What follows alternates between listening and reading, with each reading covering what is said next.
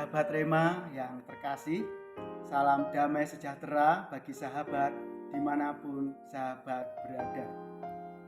Renungan hari ini diambil dari Injil Markus bab 2 ayat 23 sampai dengan 28 dengan tema menghayati prinsip hidup. Dalam Injil Markus kali ini, Yesus dan para muridnya sedang mengadakan perjalanan pada hari Sabat. Ketika mereka melewati ladang gandum, para murid kemudian memetik bulir-bulir gandum.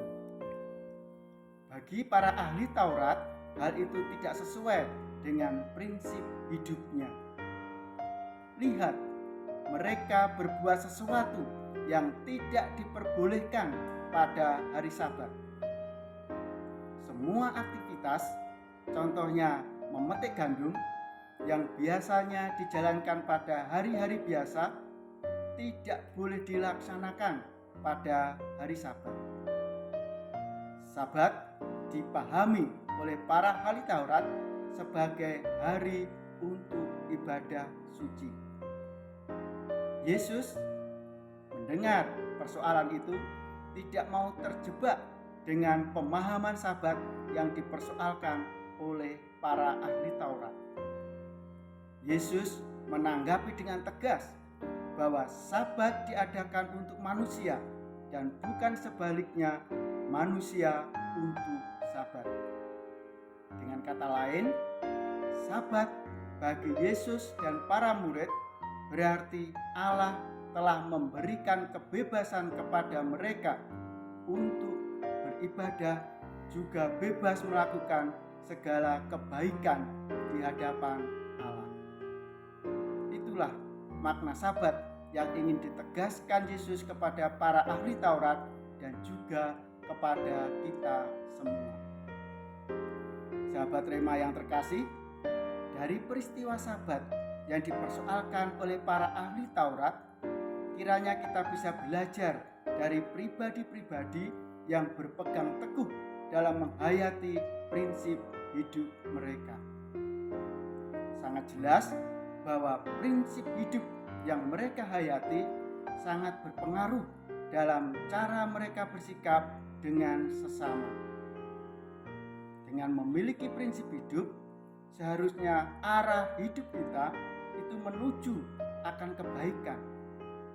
Namun, kalau pribadi kita tertutup dan tidak mau belajar nilai kebenaran di luar bingkai prinsip hidup kita, maka prinsip hidup yang kita miliki justru membawa ke arah yang sebaliknya.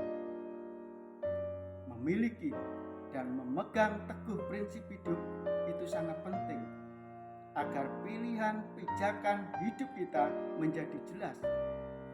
Dan sebaliknya, kalau tidak punya prinsip hidup, maka pribadi yang bersangkutan menjadi pribadi yang peragu karena tidak memiliki pijakan yang jelas arah kemana jalan hidup selanjutnya. Pada kesempatan yang beramat ini, marilah kita melihat pengalaman diri kita di dalam menghayati prinsip hidup kita. Apakah pribadi kita di dalam menghayati prinsip hidup seperti para ahli Taurat merasa bahwa prinsip hidupnya paling benar dan orang lain harus mengikuti kemauannya? Jika masih demikian, maka kehadiran pribadi kita di tengah sesama, keluarga, komunitas, dan juga di tengah masyarakat pasti rentan menimbulkan konflik dengan sesama yang tidak sejalan dengan prinsip hidup kita. Ketegasan Yesus di dalam merespon para ahli Taurat yang mempersoalkan hari Sabat kiranya memberikan terang bagi permenungan kita di dalam menghayati sebuah prinsip hidup. Yesus dan para murid tetap teguh di dalam menghayati prinsip hidup mereka. Namun mereka juga tetap mendengarkan suara hati untuk melihat kebutuhan dan kebenaran di dalam prinsip hidup sesama di sekitar mereka. kehadiran pribadi-pribadi seperti inilah yang prinsip hidupnya sungguh memberi terang, pribadi yang bermanfaat dan menjadi berkat bagi diri dan juga bagi sesama. Semoga kita di dalam menghayati prinsip hidup kita dengan sesama tidak menutup diri seperti para ahli Taurat. Sahabat Rema yang terkasih, semoga Allah yang Maha Kasih memberkati hidup kita, keluarga, perjuangan-perjuangan kita dalam mewujudkan niat-niat baik kita selanjutnya, dalam nama Bapa dan Putra dan Roh Kudus. Amin. Keluarga kudus dari Nazaret, doakanlah kami. Shalom.